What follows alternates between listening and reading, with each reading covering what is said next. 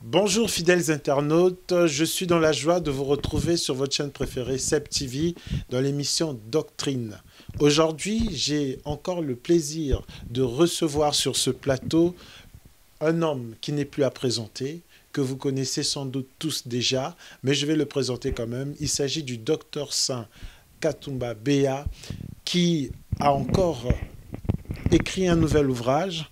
Je crois que c'est toujours dans la suite Poser le fondement. Un merveilleux ouvrage que je vous conseille. Procurez-vous-en parce qu'il y a plusieurs secrets concernant Jésus-Christ dans cet ouvrage, aussi bien sur le fondement prophétique que doctrinal. Voilà, mes bien-aimés dans le Seigneur. Docteur Saint, bonjour. Bonjour, pasteur. Alors, je suis, comme je disais tout à l'heure, dans la joie de vous retrouver encore sur ce plateau. Cela fait quand même belle lurette, on ne s'est pas retrouvés. Et les internautes, les fidèles internautes ont été nombreux à réclamer leur émission préférée Doctrine. Donc là, je suis dans la joie de retrouver le peuple de Dieu et de vous recevoir sur ce plateau. Alors, docteur Saint, aujourd'hui, on aimerait aborder un thème vraiment édifiant. Voyez-vous, tout le temps que nous ne nous sommes pas retrouvés, les gens ont posé beaucoup de questions sur le forum de l'émission. Et il y a une question qui revenait assez souvent, ce qui concerne la double alliance. Alors, la théologie de la double alliance, c'est simple. Nombreux sont ceux qui disent, qui affirment que il y a deux alliances, une pour Israël et une pour l'Église. Et donc, Israël n'a pas besoin de Jésus-Christ pour être sauvé. Donc, je crois que, à la lumière de la parole, Docteur Saint, vous allez nous éclairer pour que nos fidèles internautes, nos téléspectateurs, ceux qui nous suivent en grand nombre de partout le monde, puissent comprendre une bonne fois pour toutes de quoi s'agit-il. Alors, Docteur Saint, double alliance ou pas double alliance ? Avons-nous besoin de Jésus pour être sauvés ou il y en a qui peuvent se passer de Jésus-Christ pour être sauvés? Docteur Saint, si vous pouvez nous éclairer. Merci pour la parole. Donc, je crois que la question est vraiment pertinente. Et par la grâce de Dieu, nous allons essayer d'apporter la lumière sur cette question. Quand nous regardons dans la parole de Dieu, la Bible nous parle d'un testament. Dans d'autres versions, on dit la disposition que Dieu avait faite avec Abraham, notre père. Donc, déjà, je peux apporter un rectificatif quand les gens parlent de l'Ancien Testament et le Nouveau Testament. Il n'y a pas l'Ancien, il n'y a pas le Nouveau, mais il n'y a qu'un seul testament que Dieu avait donné à notre père Abraham. Et dans ce testament se trouvait l'héritage, les promesses, ainsi de suite. Mais à ce qui concerne l'alliance, nous avons deux alliances, l'ancienne alliance et la nouvelle alliance. Mais quand tu as dit que les Juifs seront sauvés en dehors de Jésus, là, ce n'est pas biblique. Déjà, ce que j'ai dit, j'avance comme argument, nous pouvons lire dans Galates, au chapitre 3, Galates chapitre 3, je ne sais pas si vous pouvez nous aider avec la lecture déjà. Oui, Galates chapitre 3. À partir du verset 15. Nous allons lire donc Galates chapitre 3 à partir du verset 15. Que je retrouve mon cher Galates. Alors, Galates chapitre 3 à partir du verset 15. Donc là, j'ai la version français courant. Frères et sœurs, je parle ici selon les règles humaines. Quand un testament est établi par un homme, personne ne peut l'annuler, ni lui ajouter quelque chose. Or, les promesses ont été faites à Abraham et à sa descendance.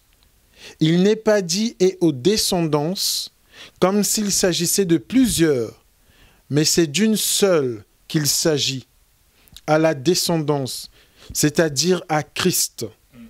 Voici ce que je veux dire. Un testament que Dieu a établi, la loi survenue 430 ans plus tard, ne peut l'annuler et rendre ainsi la promesse sans effet.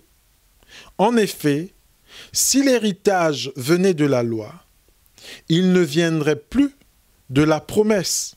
Or, c'est par une promesse que Dieu a accordé sa grâce à Abraham. Pourquoi donc la loi? Elle a été ajoutée ensuite à cause des transgressions, jusqu'à ce que vienne la descendance à qui la promesse avait été faite. Elle a été promulguée par des anges au moyen d'un médiateur.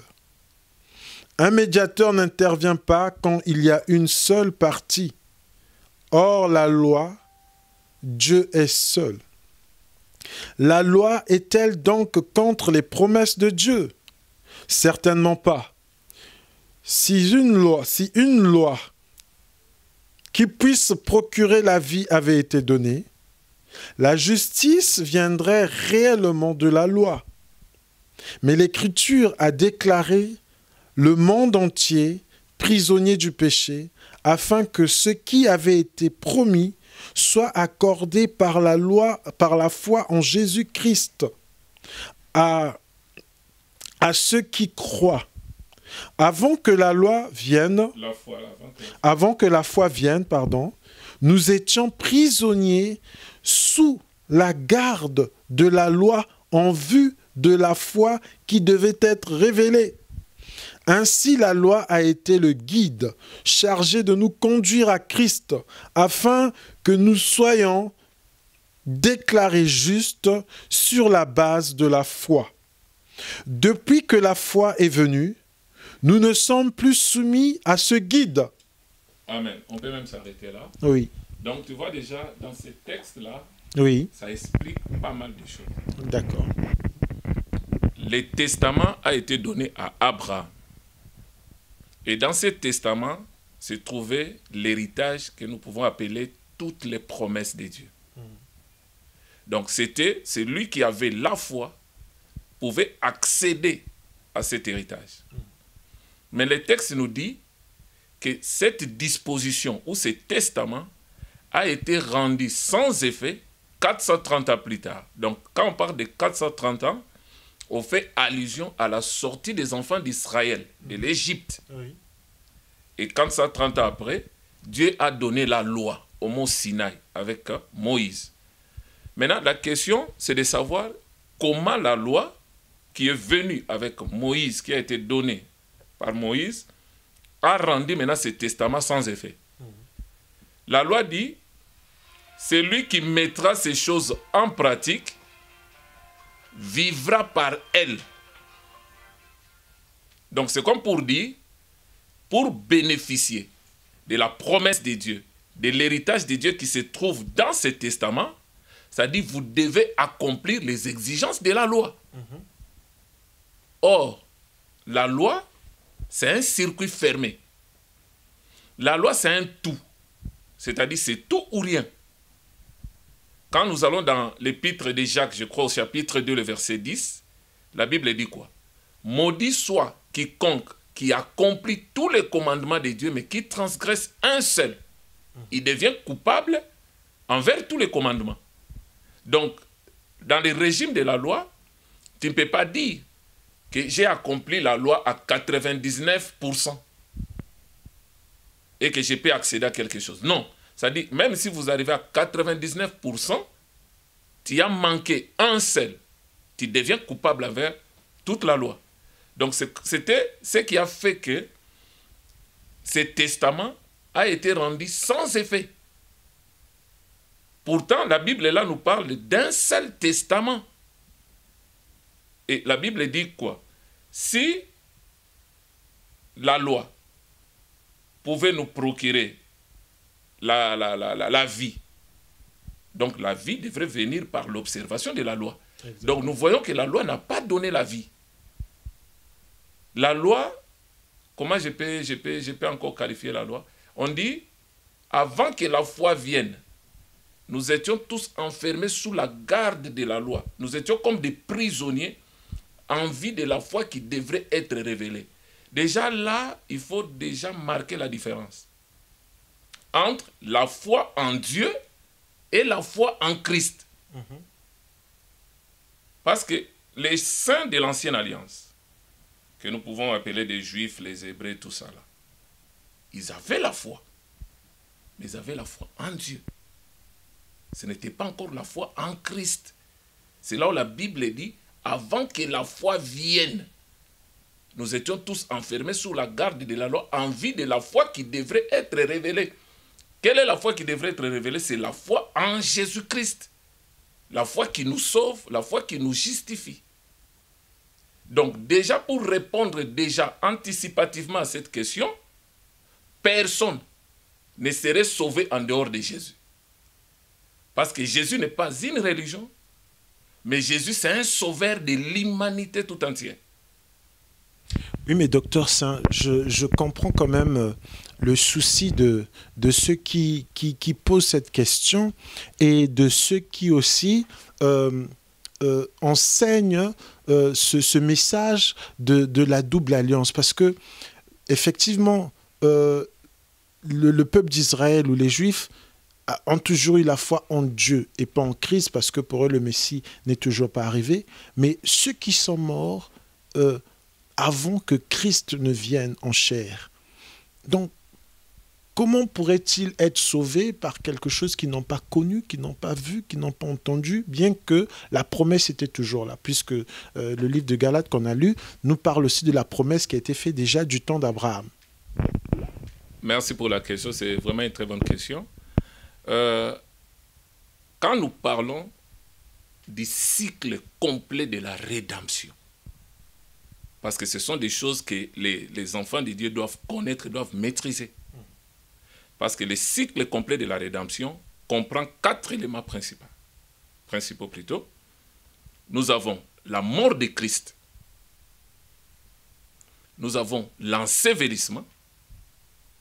Nous avons la résurrection et la glorification de Jésus. Souvent, nous faisons plus attention à la mort de Christ, à la croix. Mais souvent, les gens ne parlent pas de l'ensevelissement de Jésus. Qu'est-ce qu'il a fait quand Jésus était enseveli? Si vous allez dans Hébreux chapitre 11, vers le verset, je crois, 13, après vous pouvez lire quelques versets, vous sautez, vous allez au verset 36, au verset 40, la Bible est claire. Que tous les saints de l'ancienne alliance, ils étaient tous morts dans la foi. Ils n'ont pas perdu la foi. Mais sans avoir obtenu la chose promise. Or, la chose promise, c'était une cité céleste qui a des solides fondements dont Dieu est lui-même l'architecte et le constructeur. Or, cette cité céleste, c'est un homme. C'est Jésus-Christ. Donc, malgré qu'ils avaient la foi en Dieu, mais cette foi en Dieu ne les a pas permis d'accéder même à la perfection.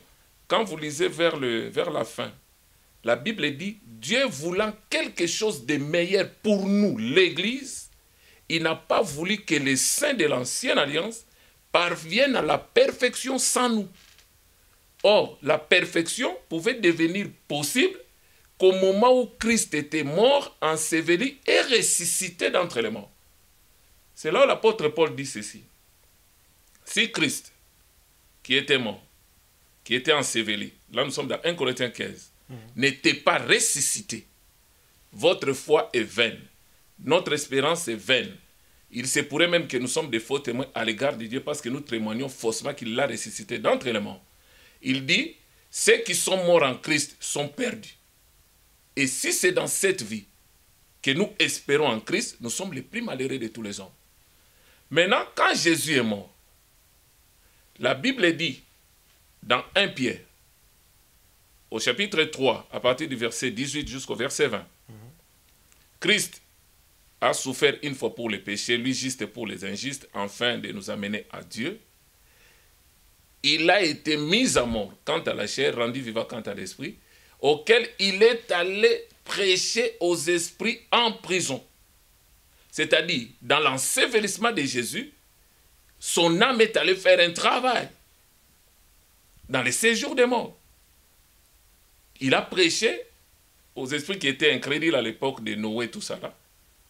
En même temps, tous les saints de l'ancienne alliance qui mouraient, personne ne pouvait aller au ciel. Ils étaient d'abord tenus prisonniers, captifs dans les séjours des morts.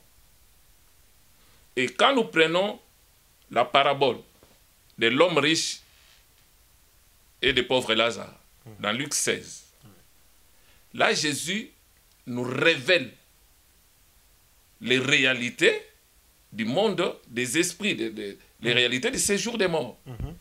C'est-à-dire, dans le séjour des morts, il nous a montré qu'il y avait deux compartiments. Les lieux de repos et les lieux de tourment. Maintenant, dans les lieux de repos, il appelait ça les saints d'Abraham, où il y avait les pauvres Lazare. Et dans les lieux du tourment, c'est là où il y avait l'homme riche. Donc, tous les saints qui étaient morts, ils étaient tous dans les séjours des morts. Maintenant, il faut aussi comprendre une chose. Un verset biblique, une portion de l'écriture, peut avoir 2, 3, 4, plusieurs applications. Je prends un exemple simple. Quand Dieu dit, j'appelle mon fils hors d'Égypte, nous voyons Israël, qui s'identifie aussi à cette prophétie, en tant que fils, il devrait sortir de l'Égypte sous la main puissante de Dieu par l'entremise de Moïse. Nous voyons aussi avec l'enfant Jésus, quand il avait fui en Égypte, le pharaon qui en voulait à sa vie est mort. Il a dit, maintenant, tu peux retourner à Jérusalem. Nous le voyons aussi avec nous. Nous étions aussi dans le monde, qui est l'image de l'Égypte. Et quand Dieu nous appelle, nous devons sortir du monde. C'est-à-dire appeler mon fils hors du monde. Voilà. Donc, quand la Bible dit dans Jean chapitre 8, Abraham, votre père, attendait mon jour. Et quand il l'a vu, il a tressailli de joie de ce qu'il verrait mon jour. Nous voyons l'accomplissement avant la destruction de Sodome et Gomorrhe, quand l'Éternel venait accompagné de 2 anges, Abraham est venu adorer pour recevoir la promesse que voilà, Sarah donnera un fils, tout ça.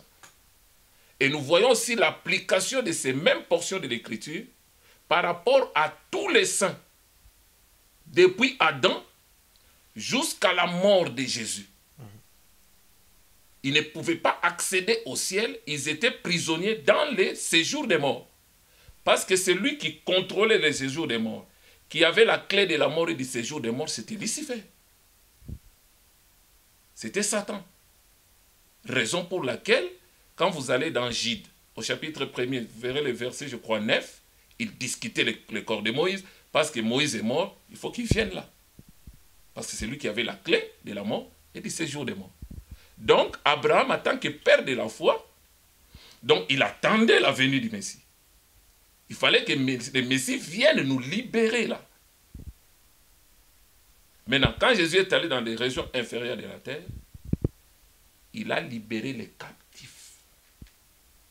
Du séjour de mort. Voilà. Vous pouvez lire même dans Éphésiens, chapitre 4, à partir du verset, je crois, 8.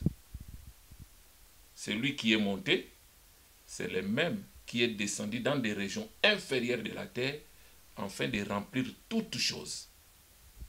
Il a libéré les captifs. Et il a fait des dons aux hommes.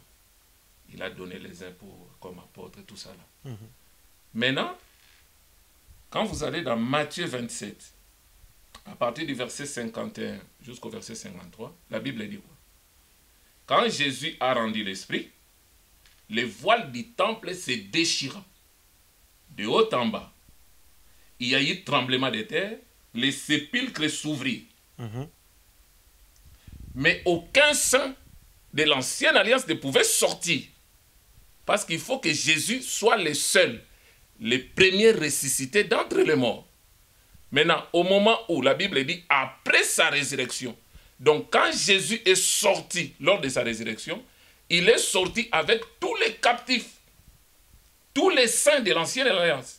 Donc c'est pour dire, ils sont juifs, ils sont hébreux comme on peut les appeler. Ils étaient morts, mais ils attendaient Christ dans le séjour des morts.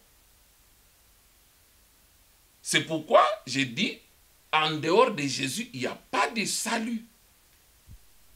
Donc ça veut dire Bien qu'ils n'ont pas vécu avec Jésus, ils n'ont pas vécu physiquement comme ça, mais Jésus devrait aller dans le séjour des morts pour qu'il soit le juste, tout en justifiant l'impie. C'est merveilleux tout ça. Chers internautes, nous sommes donc dans votre émission préférée, Doctrine, avec le Docteur Saint. Mais Docteur Saint, nous savons que il est répandu, donc cette théologie de double alliance est répandue sur Israël qui est sauvé en dehors de l'alliance du sang de Jésus. Et Jésus lui-même, dans Jean chapitre 4, va dire à la femme samaritaine que le salut vient des Juifs. Donc, Docteur Saint, est-ce que, quelque part, ce que vous affirmez aujourd'hui ne vient pas comme un peu contredire ce que Jésus-Christ lui-même a dit en disant que le salut vient des Juifs? Déjà, merci pour la question.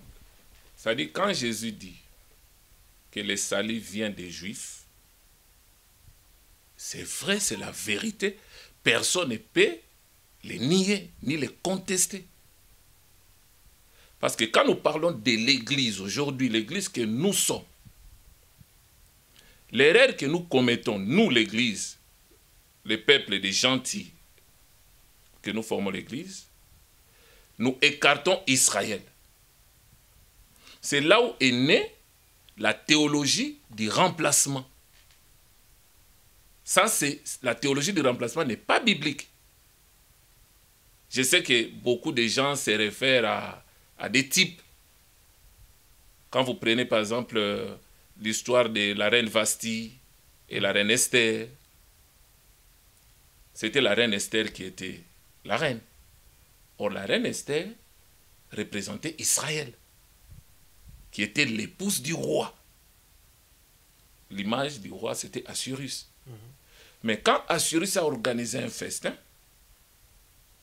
il a invité maintenant la reine Vasti, qui est l'image d'Israël, pour dire, viens, je vais te présenter ta beauté devant les invités. Or, les invités, là, c'est ça le peuple des nations.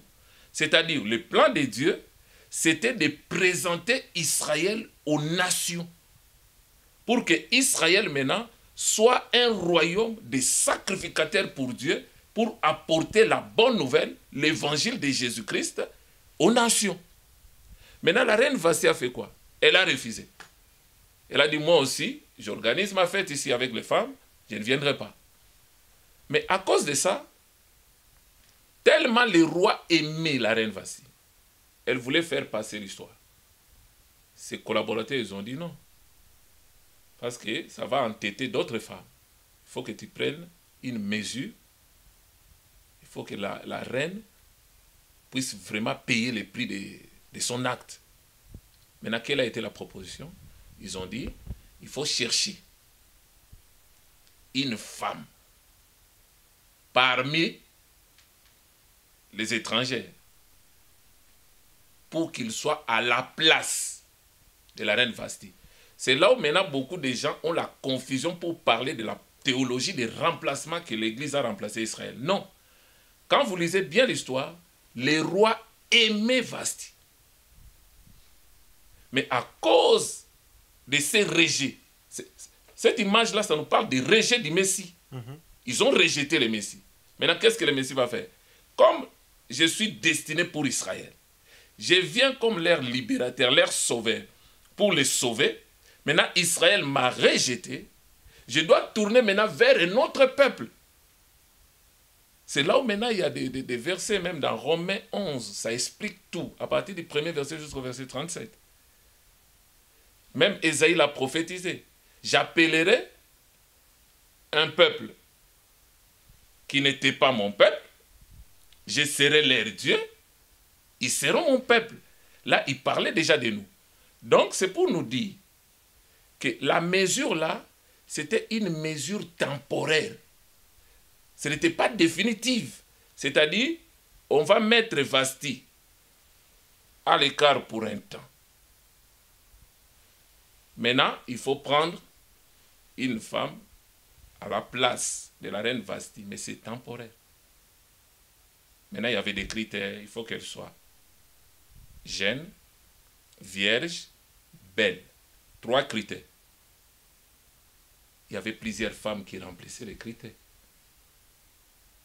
Mais il y avait maintenant Hadassa, que nous appelons Esther, qui avait la 4e qualité que les autres n'avaient pas. Elle était belle de taille. C'est elle qui a été choisie à la place de Vasti, mais c'est temporaire. Parce que les rois avaient toujours l'amour pour la reine Vasti. C'est là où la Bible dit, pour l'amour de Sion, l'Éternel ne se taira jamais. Il ne peut pas. C'est là où même il explique dans Romains 11, Dieu a rejeté son peuple Israël. Loin de là, ça veut dire la question ne se pose pas là. Mais si quelques branches ont été retranchées à cause de l'incrédulité, donc nous voyons que ce n'est pas tout Israël qui a rejeté le Messie. Une partie a été endurcie. Maintenant, s'il faut entrer dans les mystères, dans la révélation, celui qui les a endurcis, c'est Dieu lui-même. Parce que Dieu avait un projet pour sauver aussi quelques-uns des nations que nous sommes. Maintenant, l'Église n'est pas formée seulement des gentils. Non. Nous, l'Église, nous venons trouver les Juifs. C'est pourquoi quand Jésus dit le salut vient des Juifs, c'est par ordre de priorité. Mais par contre, nous avons tous les mêmes droits et les mêmes privilèges parce que nous formons un seul corps en Christ. C'est là où il explique dans Romains 11. Si les branches de l'olivier franc, ça ce sont des Juifs. Parce que la racine de l'olivier c'est Christ.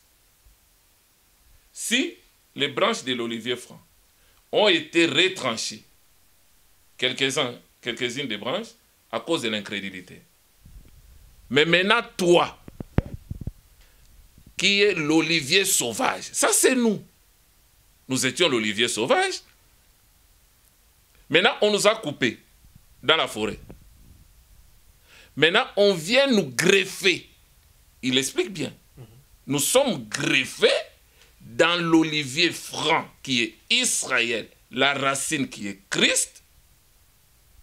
Il dit c'est à cause de la foi que nous sommes greffés là. Nous sommes greffés là. Et il dit ne t'abandonne pas à l'orgueil, mais crains.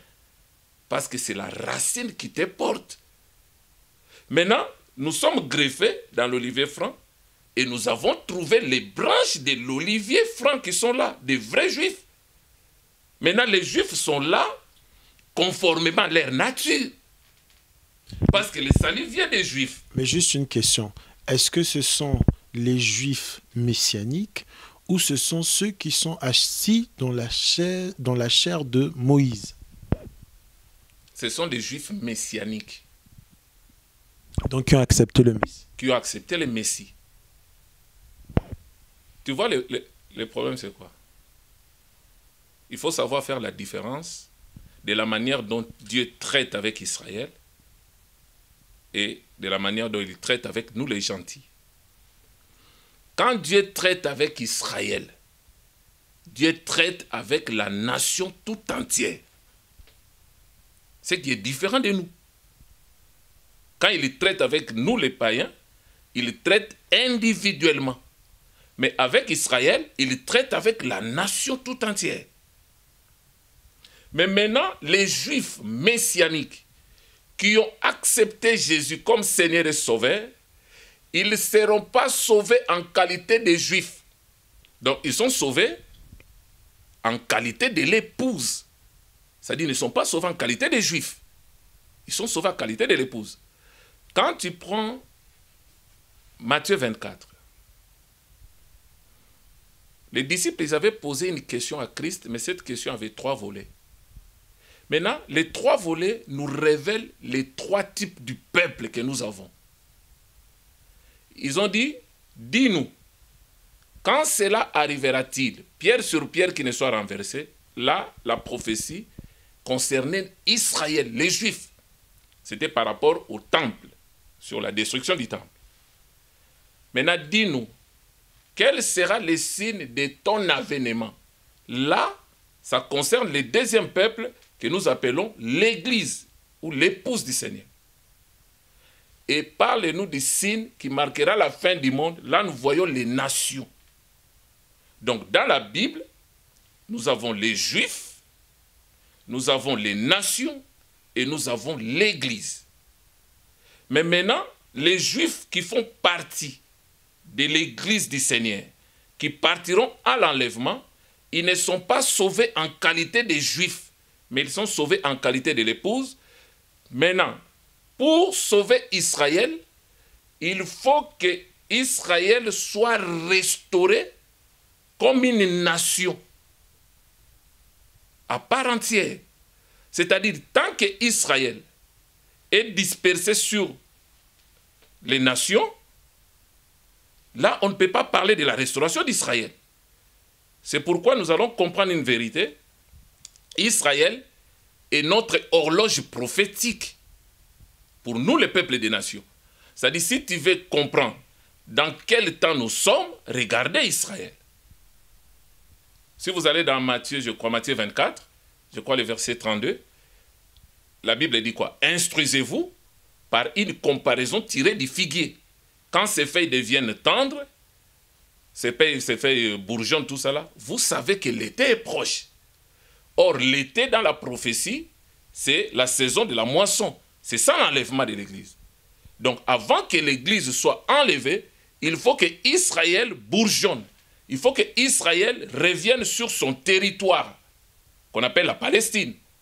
Qu'il revienne sur son territoire, que Israël soit reconnu comme un État à part entière. Et cette prophétie s'est déjà accomplie. C'était le 14 mai 1948 qu'Israël était reconnu comme un État à part entière. Donc, au moment où Israël, le figuier, a bourgeonné, nous, les peuples des nations, nous devons faire attention. Pourquoi? Parce que la Bible dit dans cette prophétie, cette génération ne passera point, que ces choses-là arrivent. Maintenant, nous pouvons nous poser la question. De quelle génération s'agit-il? C'est la génération qui a vu les figuiers bourgeonner. Donc cette génération ne passera pas. Nous avons tous vu l'événement. Nous connaissons l'histoire. Donc c'est pour dire que le Fils de Dieu est à la porte. Donc, il faudrait s'inquiéter, excusez-moi de vous interrompre, docteur, du fait que Donald Trump ait reconnu donc l'autorité d'Israël en plaçant la capitale à Jérusalem. Oui, tout ça là, ce sont des éléments qui sont en train de s'accomplir. C'est-à-dire, déjà, quand ils ont reconnu Israël comme un État à part entière, Israël avait un petit territoire. Après, il y a eu la guerre des 6 jours. Il y avait à peu près 7 nations arabes qui voulaient détruire Israël parce qu'ils voyaient que c'est un petit peuple, ils n'ont pas d'armée, tout ça là. C'était le 7 juin 1967, si je ne me trompe pas. Et par miracle, la main de Dieu était sur son peuple. Et ils ont conquis des territoires. Ils ont élargi leur espace. C'est pourquoi aujourd'hui, quand il y a des débats à la télé, entre les Arabes, tout ça, les Palestiniens, les Juifs, tout ça, pourquoi ils disent que nous devons revenir sur la frontière avant 67? Parce qu'ils savaient qu'avant 67, Israël n'avait qu'un petit territoire. Mais maintenant, il a élargi le territoire. Mais là, quand tu prends la promesse que Dieu avait faite à Abraham, Il dit parcours le pays dans sa longueur, dans sa largeur. D'ici jusqu'ici, tout ça là, je les donne à toi et à ta postérité pour toujours. C'est-à-dire c'est Dieu qui a décidé que cette terre doit appartenir à Israël. Si un document est authentique, maintenant pour contester, il faut remettre les documents en question. Maintenant, Israël, pour justifier qu'il possède ce territoire conformément à la décision de l'Éternel, ils n'ont que la Torah, entre autres la Bible pour défendre ça. C'est pourquoi vous verrez, il y a des débats pour remettre en cause que la Bible n'est pas la parole de Dieu. C'est ça les débats. Parce que si on reconnaît que la Bible est vraiment la parole de Dieu, donc ça donne le droit à Israël de posséder ce territoire parce que c'est Dieu qui a créé la terre et c'est Dieu qui en décide. Donc remettons en cause la parole de Dieu, remettons en cause la Bible pour dire que ce n'est pas la parole de Dieu, c'est plagiat, falsifié, des choses comme ça. Mais pourtant c'est clair, c'est pour Israël. Mais ce que les Juifs doivent comprendre, la Bible dit dans Actes, au chapitre 4, le 12e verset, il y a du salut à aucun autre nom qui a été donné parmi les hommes pour être sauvé. Donc c'est pour dire, Jésus est le sauveur de l'humanité. Des fois je me pose la question, des religions, des sectes qui rejettent Jésus. Ils pensent qu'ils peuvent aller au ciel sans passer par Jésus. C'est faux. Parce qu'il y a le problème du péché adamique. La nature du péché. Et si cette nature, ce problème-là n'est pas résolu, il n'y a pas le salut pour l'humanité. Quand vous prenez Apocalypse, je crois, 5, premier verset jusqu'au verset 10, qui est digne de prendre les livres, d'ouvrir les livres et de rompre les sceaux? Il n'y avait personne. Pourquoi Jean pleurait? C'est parce qu'il voyait que s'il n'y a pas quelqu'un qui doit accepter que l'épée puisse les traverser. Parce que quand Dieu a chassé Adam du jardin, il a placé des chérubins, mais avec une épée. Donc pour dire, ne peut accepter de retourner en Éden, il faut qu'il accepte que l'épée les traverse, c'est-à-dire la mort à la croix. L'un des vieillards lui dit, ne pleure pas. Voici les lions de la tribu de Juda. Les rejetons de David a vaincu pour prendre le livre, d'ouvrir le livre et de rompre les sceaux. Maintenant, la Bible dit, quand Jean a tourné, Jean n'a pas vu les lions. Il a vu un agneau immolé, tacheté de sang, qui venait d'accomplir l'œuvre salvatrice de la croix. On peut dire où est parti les lions. Les lions est caché dans l'agneau. Les lions, c'est les juges. Mais dans sa première venue, Jésus n'est pas le juge. Il est l'agneau. Raison pour laquelle il était né dans une étable. Il n'y avait pas de place pour eux dans des hôtels. Donc, ça dit, ma prière, que les Juifs comprennent qu'en dehors de Jésus, il n'y a pas de salut. Même quand nous parlons de la restauration d'Israël. Parce qu'avant que la restauration se fasse, Israël doit être reconnu comme nation. Il est déjà une nation. Parce que Dieu traite avec la nation tout entière. C'est comme ça qu'il traite avec Israël. Avec la nation tout entière. Mais maintenant, quand vous lisez, il y a des versets, Apocalypse 11, il y a trop de versets, Ézéchiel 37, qui parlent des ossements desséchés, qui ont repris vie, c'était une grande armée de l'Éternel, tout ça là. Quand vous prenez Lévitique 23, on nous parle des 7 fêtes juives. Les 3 dernières fêtes, là, nous voyons Élie accomplir cela. Ça parle de la restauration d'Israël. La fête des trompettes, Dieu va rassembler son peuple. La fête des expiations, Dieu va pardonner les péchés du peuple. Et la fête des tabernacles, Israël va adorer le Seigneur. C'est ce qu'Élie a fait. Quand il a défié les prophètes de Baal, dans 1 Roi 18, quand ils ont échoué, Élie a dit quoi? Tous derrière moi. C'est ça la fête des trompettes. Il a rassemblé le peuple. Il a pris l'agneau. Il a immolé sur l'autel. Or, l'agneau qu'il a immolé sur l'autel, c'est ça Christ.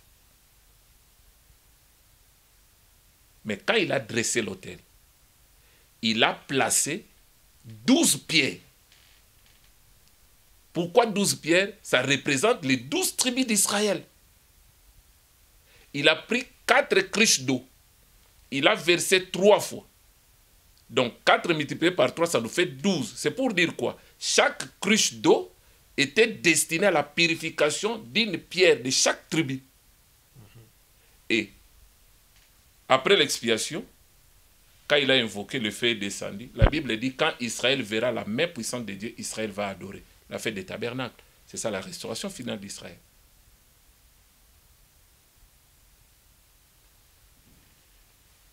Une parenthèse sur la restauration. De la même manière, Dieu n'a pas voulu que l'Église, constituée des Juifs et des gentils qui ont cru en Jésus, ne passe pas par la tribulation. De la même manière, quand l'Église ira en l'enlèvement, il nous restera la dernière semaine de Daniel. Cette période de 7 ans, divisée en 2, 3 ans et demi, 3 ans et demi. La Bible dit quoi? Dans Daniel 9, le verset 27, l'antéchrist, l'homme impie qui viendra, Israël va l'accepter. Parce que jusque-là, Israël est encore aveuglé. Israël va l'accepter comme le libérateur. C'est là où la Bible dit il fera une solide alliance avec les Juifs, plusieurs, pour une semaine. Mais au milieu de la semaine, il va rompre l'alliance. Pourquoi? Pourquoi il va rompre l'alliance? Or, pendant la première moitié, il y aura 2 oliviers, les 2 témoins, qui viendront avec les ministères semblables à Élie et à Moïse. Leur mission est bien définie. Ils vont prêcher Christ, la bonne nouvelle du royaume, l'évangile que les Juifs ont rejeté. Ça sera la même évangile. Matthieu 24, le verset 14, il faut que cette bonne nouvelle du royaume soit prêchée partout dans le monde pour servir de témoignage à toutes les nations. Ensuite viendra la fin. Maintenant, les résultats de leur ministère, ça va sortir les 144 000 élus d'Israël. Les 144, ce n'est pas des témoins de Jéhovah. C'est précisé dans Apocalypse 7. 12 000 dans chaque tribu. Quand tu prends 12 000 multiplié par 12 tribus d'Israël, ça nous fait 144 000. Et Apocalypse 14 il dit, ils sont dans la sainte montagne de Sion en train de chanter un cantique, tout ça là. C'est-à-dire Dieu va les épargner pour qu'eux aussi ne passent pas par la tribulation de la même manière que l'épouse n'est pas passée par la tribulation. Maintenant, sur le plan prophétique, les 144 représentent Benjamin. C'est pourquoi quand on parle des 144 000, on dit ils ne se sont pas suivis avec des femmes. Dans leur bouche, il ne s'est pas trouvé de fraude. Maintenant, il y a des pasteurs qui disent que non, il y a des juifs qui ne pêchent pas. À partir de cette portion de l'écriture. Non, ça ne veut rien dire, ça ne veut pas dire ça. Ça veut tout simplement dire que quand les frères de Joseph avaient pris la résolution de vendre Joseph, Benjamin n'était pas là. Quand ils ont pris la résolution de venir dire à leur père, de mentir à Jacob, que voilà, le vêtement de votre fils s'est ensanglanté, et voilà, on l'a déchiré, il est mort, tout ça. Là. Benjamin n'était pas là. Donc ce sont des juifs, des véritables juifs orthodoxes qui se conservent purs. C'est ça, ils ne se sont pas suivis avec des femmes. C'est-à-dire, ils n'ont pas embrassé d'autres religions. Ils ont gardé leur foi, mais maintenant par l'évangile que les 2 oliviers vont apporter, ils vont comprendre que, oh, donc nous étions passés à côté. C'était Jésus le Messie. On n'avait pas compris. Mais pour l'instant, quelle est la position justement d'Israël, puisque là, vous venez avec brio de casser la théologie du remplacement. Ça veut dire que l'Église n'a pas remplacé Israël. Jamais. Alors, quelle est la position d'Israël pour tous les Juifs qui sont en vie aujourd'hui, ou Israël, en tant que... Quelle est la position d'Israël par rapport à Dieu, par rapport à l'Église? Amen. C'est-à-dire, présentement, tous les Juifs qui n'ont pas accepté Jésus, qui meurent, il ira en enfer. Là, il n'y a même pas à discuter. Là. C'est lourd comme propos, docteur. Non, mais c'est comme ça. Tu sais, l'enlèvement. Des fois, nous lisons des textes et nous passons. 1 Thessaloniciens 4, le verset 16. Je crois jusqu'à 18.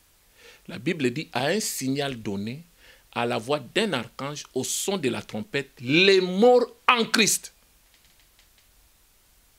On ne peut pas parler des morts en Dieu, parce que les morts en Dieu, c'était des Juifs de l'ancienne alliance, les saints de l'ancienne alliance, et Christ les a déjà sortis du séjour des morts. Ils sont là avec Christ. C'est pourquoi lors de l'ascension de Christ, Christ pouvait maintenant dire, tout pouvoir m'a été donné dans les ciels, sur la terre et sous la terre. C'est-à-dire, j'ai le pouvoir, j'ai la clé de la mort et du séjour des morts. Parce que c'est lui qui les possédait avant, c'était Lucifer. Donc Jésus ne pouvait pas faire cette déclaration tant qu'il n'avait pas encore expérimenté la mort, ni l'ensevelissement, ni la résurrection. Comment tu peux dire aux gens que si vous croyez en moi, vous vivrez? Si vous-même, vous n'avez pas expérimenté la mort et que vous n'avez pas expérimenté la résurrection. Donc il a fallu ça. C'est-à-dire, tous les Juifs, aujourd'hui, les gens qui tiennent Hollywood, c'est des Juifs. La bourse, c'est les Juifs. Industrie musicale, c'est les Juifs. La cinématographie, c'est les Juifs. Mais tant qu'ils n'ont pas donné leur vie à Jésus, s'ils meurent, c'est l'enfer. C'est l'enfer. Parce que présentement, Dieu ne traite plus avec Israël comme nation. C'est ça ce que les gens doivent comprendre. Il y a beaucoup d'illustrations dans la Bible. Dieu a dit à Jonas, va prêcher à Ninive. Ninive, c'est la nation païenne. Jonas a refusé. Il dit, je ne peux pas y aller. Le refus de Jonas, ça s'explique avec les mouvements de Christ. Je crois dans Matthieu 10, quand il dit à ses disciples, n'allez pas chez les païens, allez chez les brebis perdues d'Israël. Parce que le Fils de l'homme est venu chercher les brebis perdues d'Israël. Maintenant, au moment où ils ont rejeté Christ, la pierre qu'ont rejeté ceux qui bâtissaient est devenue la principale des langues. C'est-à-dire que tu ne peux pas contourner Jésus. Maintenant, on a pris Jonas, on l'a jeté dans la mer. La baleine l'a pris, 3 jours dans les ventres des poissons.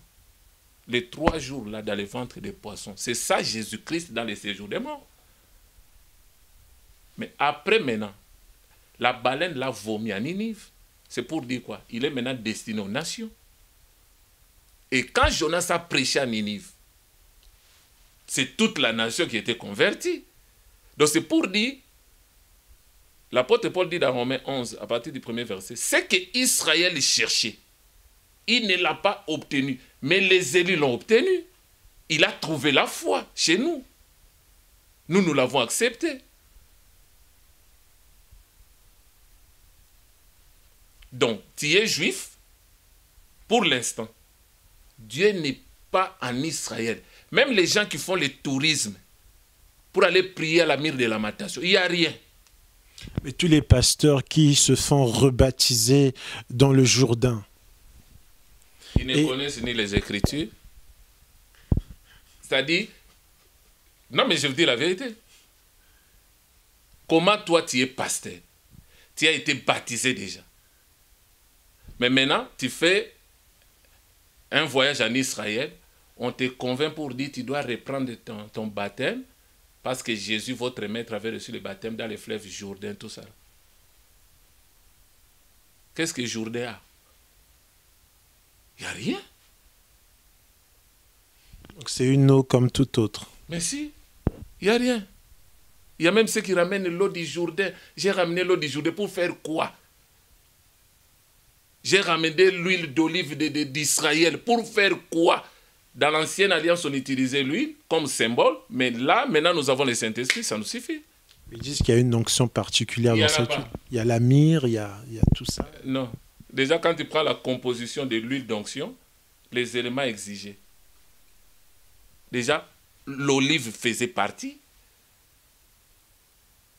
Et la Bible dit, vous n'en ferez pas de semblable. Celui qui en fera sera retranché, il va être tué. Et quand on le faisait selon l'art du parfumeur. Là, nous sommes, je crois, dans Exode 30. Et on ne l'appliquera pas sur le corps de l'être humain. Mais pourquoi il déverse sur le corps humain? Donc tout ça, là, il y a des explications. Donc c'est pour dire en un mot, Dieu ne oint pas un homme. Il y a un seul qui a été oint, c'est Jésus. C'est lui la tête. Et quand tu en fais partie de son corps, tu es bénéficiaire. C'est comme on dit, l'huile qui coule sur la tête d'Aaron, qui descend sur les bas et sur les vêtements. C'est là où maintenant nous bénéficions. Mais on dit sur les vêtements, pourquoi? Parce que les vêtements que nous portons, c'est la justice de Christ. Donc l'onction est posée sur cette justice, pas sur notre chair là. Amen, amen. C'est ça l'explication. Oh, c'est merveilleux, bien-aimés dans le Seigneur, dans votre émission Doctrine. Nous sommes quasiment à la fin de notre réunion. Docteur Saint, mais c'est un très très beau message. Je pense qu'on aura l'occasion de revenir dessus parce qu'il y a encore beaucoup de questions, mais on ne peut pas toutes les poser aujourd'hui même. Mais pour finir, Docteur Saint, quel est le mot qu'on peut adresser à la fois aux Juifs qui n'ont pas encore accepté le Seigneur Jésus-Christ, qui se disent être sauvés en dehors de Jésus-Christ, et aussi à ceux qui font partie de l'Église, mais qui s'égarent parce qu'ils enseignent ce message, ils se font rebaptiser dans le Jourdain, ils prennent des huiles en Israël, et donc ils replacent Israël comme étant, je ne sais pas, au-dessus de l'Église ou au-dessus même de Christ. Quel est le message de la fin par rapport à la fois à l'Église et à Israël? Donc là, nous pouvons lire un petit texte là. Comme ça peut nous éclairer. Nous allons dans Luc. Je prends l'évangile de Luc.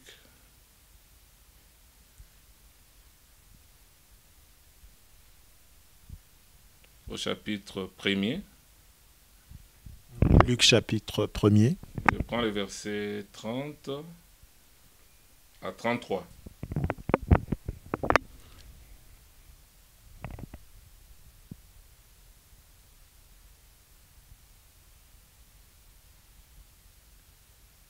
L'ange dit à Marie, « Tu as trouvé grâce devant Dieu. Voici, tu deviendras enceinte. Tu enfanteras un fils et tu lui donneras le nom de Jésus. Il sera grand devant l'Éternel. Il sera appelé fils du Dieu très haut. Il lui donnera le trône de son père David et il régnera sur la maison d'Israël éternellement. » Comment vous pouvez contourner Jésus pendant que la prophétie dit qu'il est le fils de David? Il va régner sur la maison d'Israël éternellement. Quand vous allez dans l'histoire de Siméon et de la prophétesse Anne, Israël, quand il a reçu l'enfant Jésus dans ses bras, il a dit, on peut lire ça? Oui, bien sûr. Luc au chapitre 2. Je commence au verset 25. La Bible dit, voici, il y avait à Jérusalem un homme appelé Siméon. Cet homme était juste et pieux. Il attendait la consolation d'Israël. Or, quand on parle de la consolation, c'est qu'il y a eu un problème. C'est qu'il y a eu deuil. Oui. Il faut qu'un consolateur vienne. Et l'Esprit Saint était sur lui, sur Siméon. Il avait été divinement averti par le Saint-Esprit qu'il ne mourrait pas avant d'avoir vu le Christ du Seigneur, c'est-à-dire le Messie, Machia. Il vint au temple, poussé par l'Esprit, comme les parents apportaient le petit enfant Jésus pour accomplir à son égard ce qu'ordonnait la loi. Parce que n'oubliez pas que Jésus est né sous la loi. Selon Galates 4. Il a grandi sous la loi. Et il a accompli les exigences de la loi. Ce qui est clair, il n'est pas venu abolir la loi, mais il est venu pour l'accomplir, c'est-à-dire donner l'interprétation correcte de la loi. Moïse a reçu la loi, mais Moïse n'a pas su interpréter correctement la loi. Pourquoi? Parce que ne peut interpréter une écriture que celui qui l'a écrit. C'est pourquoi vous verrez dans Deutéronome 18, le verset 15, Moïse fait allusion à Christ. Il dit quoi? Je sais que Dieu vous suscitera un autre prophète du milieu de vous, c'est-à-dire des Juifs, mais il sera comme moi. Écoutez-les. Souvent, il y a nos amis musulmans qui prennent cette portion d'écriture pour attribuer à Mahomet. Ça ne concerne pas Mahomet, ça concerne Jésus-Christ. Il dit écoutez-les. Et vous allez voir, quand Moïse a reçu la table de loi, c'était au mont Sinaï. Maintenant, Jésus, en tant que véritable type, véritable Moïse, lui maintenant, dans Matthieu chapitre 5, la Bible dit il était aussi sur la montagne. C'est là où maintenant Christ donnait maintenant l'interprétation correcte de la loi. Vous avez appris avec Moïse. Il vous a été dit, mais moi je vous dis. Aimez vos ennemis, aimez ceux qui vous persécutent. C'est-à-dire, le problème, je donne un exemple simple. Hein? Je vais continuer, on va terminer par là. Quand nous parlons de dent pour dent, œil pour œil, quelle est l'impression que nous avons? Ah, c'est compliqué, c'est dur. C'est comme si les gens, ils étaient sans cœur, dent pour dent, œil pour œil. Mais quand Moïse l'a expliqué, dent pour dent, œil pour œil, en réalité, dent pour dent, œil pour œil, c'était l'amour du prochain. Mais beaucoup de gens ne comprennent pas, ils prennent ça mal. C'est-à-dire, si je te tue, on me tue. Si je te crève l'œil, on va crever mon œil. Donc, en d'autres termes, le prochain, c'est toi-même. C'est là où Jésus disait, ne faites pas aux autres ce que tu ne veux pas qu'on fasse pour toi. C'est-à-dire, on était en train d'enseigner l'amour du prochain. Mais à cette époque-là, les gens n'avaient pas encore compris qu'est-ce que cela voulait dire. Maintenant, quand un des docteurs de la loi a posé la question à Christ, quel est le plus grand commandement de tous ces commandements? Parce que comme pour dire, on en a marre. Il dit, pour le premier tableau, il y avait 4 commandements qui étaient en rapport avec Dieu. Et le deuxième tableau, il y avait 6 commandements qui étaient en rapport avec ton prochain. Tu aimeras le Seigneur ton Dieu de tout ton cœur, de toute ton âme, et tu aimeras ton prochain comme toi-même. C'est-à-dire, il a résumé les 2 tableaux par l'amour. Des fois, quand nous disons aux gens que Dieu ne nous a pas donné les 10 commandements, les gens disent, mais non, comment vous pouvez dire ça? Mais quand vous allez dans 2 Corinthiens chapitre 3, la Bible est claire. Si les ministères gravés sur des tables de pierre étaient glorieux au point où Moïse voilait son visage pour empêcher les enfants d'Israël de voir ce qui était passager, à combien plus le ministère de l'Esprit sera plus glorieux? Nous sommes dans le ministère de l'Esprit, qui est plus glorieux que le ministère gravé sur des tables de pierre. Là, on comprend déjà qu'on parle avec Moïse et les 10 commandements. Mais maintenant, nous, notre loi, c'est la loi royale. Galate est clair. Il dit, même dans, je crois, dans Hébreux 7, si les sacerdoces changent, il y a aussi lieu que la loi change. Maintenant, quelle est la loi qui nous régit? C'est l'amour, la loi royale.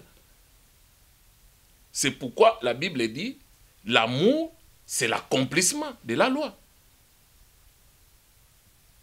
C'est l'accomplissement de la loi. Amen. L'amour, c'est l'accomplissement de la loi. Alors, j'espère que, chers internautes, fidèles téléspectateurs, vous avez été éclairés sur cette question, sur la théologie de la double alliance, quant à savoir si le peuple d'Israël, si les Juifs ont besoin de Jésus-Christ pour être sauvés, pour accéder donc à Dieu.